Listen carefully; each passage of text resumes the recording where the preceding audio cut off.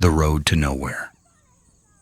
The road twisted like a dying serpent through the fog. Ethan Cole's headlights barely cut through the mist as his old car climbed the narrow mountain path. His GPS had died an hour ago, and there hadn't been a signal since the last town.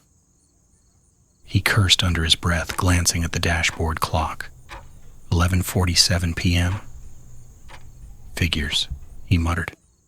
Always at midnight. He wasn't supposed to be here.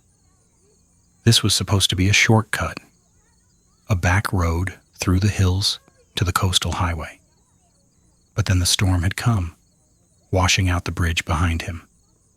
Now there was only one path forward, into the heart of the wilderness. The sign appeared out of nowhere, half buried in mud and moss. Hollowmere, population 38. Ethan slowed down. The letters were rusted, almost illegible. A shiver ran down his spine as he noticed something else. Deep scratches across the wood, as if something had clawed at it. The car sputtered once, twice, then died completely. No. He turned the key again, nothing but the sound of the wind. The silence afterward was heavy, unnatural. When he stepped out, the night seemed to breathe around him. The fog swirled in soft, ghostly movements, carrying the faint sound of something. Maybe a bell? A whisper? He pulled his coat tighter and grabbed the flashlight. There was only one road leading ahead, into Hollowmere. The village. It didn't look like a village anymore. As he walked, the flashlight beam revealed broken cottages, collapsed roofs, and weeds bursting through cracked stone paths. A rusted well stood in the center of what had once been a square. Yet, there were signs of life. A candle flickered faintly in one window, and from somewhere deep within the fog, he heard it. A child's laughter. He froze. Greater than hello? His voice came out dry, uncertain. Is someone there? Silence then. A faint reply, soft and distant. Greater than, you came back? The words echoed through the fog, directionless. He swung his light toward the sound, but the mist only thickened, swallowing the beam whole. A shadow darted across the street. Small, quick, human-shaped. Ethan's pulse quickened. Greater than, hey, wait. He followed the figure into a narrow alley lined with decaying wooden homes. The smell hit him next, damp earth and rot, mixed with something metallic. At the end of the alley stood a house with a door slightly open. The faint candlelight flickered inside. He hesitated only a moment before stepping in. The house of dust. The air was thick with the scent of mildew and old smoke. Cobwebs hung from the rafters like torn curtains. His flashlight caught on a row of photographs nailed to the wall. Black and white portraits of villagers. Every face was crossed out with deep scratches. The candle sat on a table beside a cracked mirror. In its dim light, Ethan saw something behind him in the reflection. A shape standing by the door. He spun around. Nothing. But the air had changed, colder, heavier. Greater than, I know you, a voice whispered. Ethan's chest tightened. Who's there? No answer. Only the creak of floorboards as if someone or something had moved just out of sight.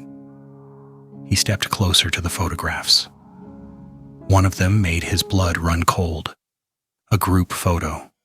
The villagers standing in front of the old church. And there, among them, a boy who looked exactly like him. Same eyes, same scar under the chin. He stumbled back. No, that's not possible. The floor groaned loudly behind him. The door slammed shut. The candle went out. Whispers. He fumbled for his flashlight and froze as faint whispers filled the room. Low voices overlapping, chanting words he couldn't understand. He backed against the wall, trembling. The sound came from beneath the floorboards. "You shouldn't have come back," one voice hissed. The beam flickered. He pointed it down and saw the cracks between the boards shifting, as if something was crawling underneath. He bolted for the door, slamming it open, and ran into the street. The fog had thickened, swallowing everything. Houses loomed like broken teeth. Somewhere to his right, a bell began to toll, deep, slow, and rhythmic. He followed it, drawn by something he didn't understand. At the end of the street, through the mist, rose a church. The church. The heavy wooden doors groaned open under his hands. Inside, the air was colder than outside, unnaturally cold. The pews were covered in dust. Candles burned faintly along the altar, though no one was there to light them. At the center stood a large crucifix, but the figure on it wasn't Christ. It was something else. A twisted wooden effigy with hollow eyes and a stitched mouth.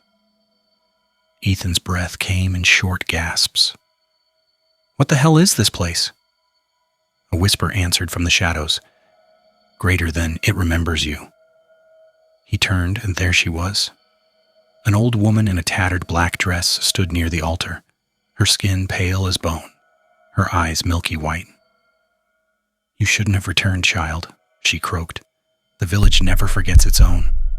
He stepped back. "I don't know what you're talking about." "I've never been here before." She tilted her head. "Oh, but you have. Many times, every night you come back." Then she smiled, and her teeth were wrong. Too many, too sharp. Ethan stumbled toward the exit, but the doors slammed shut behind him with a thunderous echo. The bells. The church bells began to ring.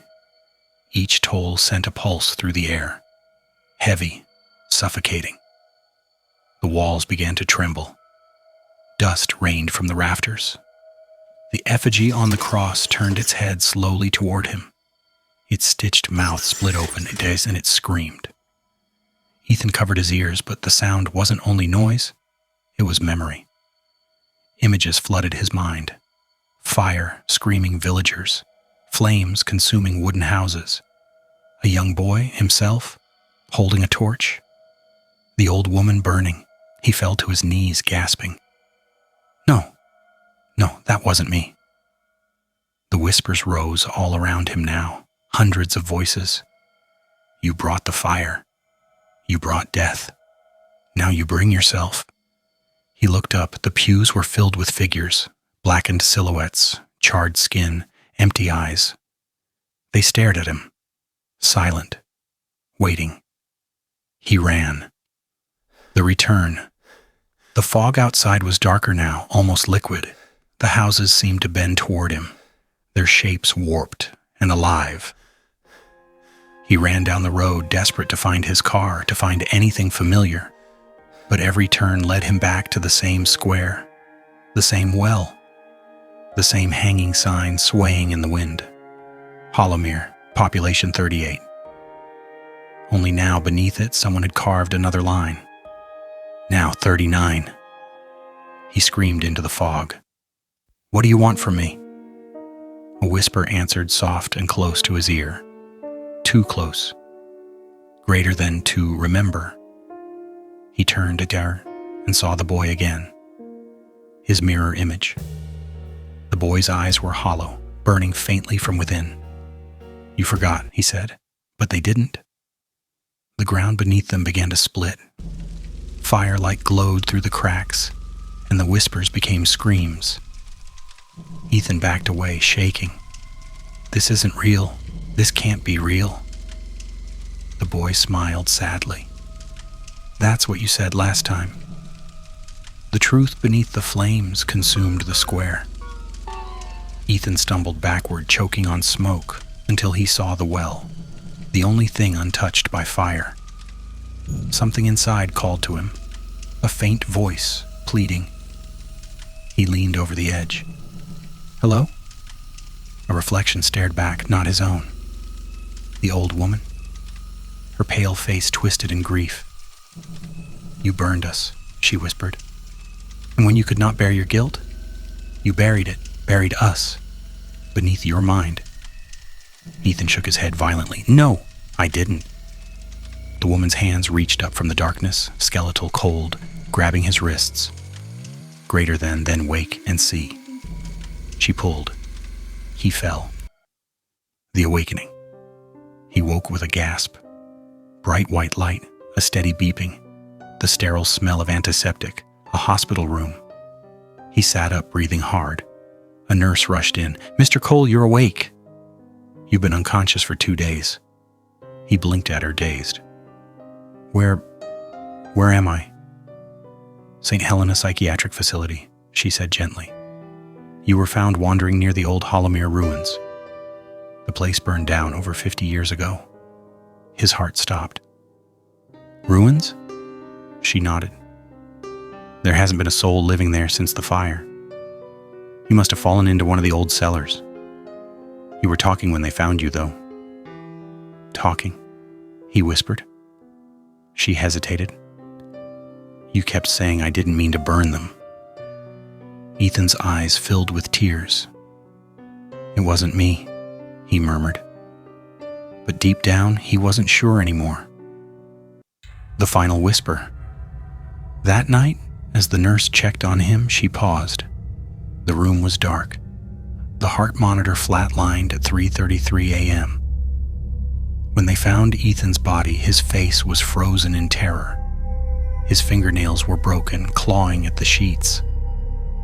On the wall above his bed, written in soot, were the words, "And somewhere, far away, in the ruins of Hollowmere, the church bell tolled once more."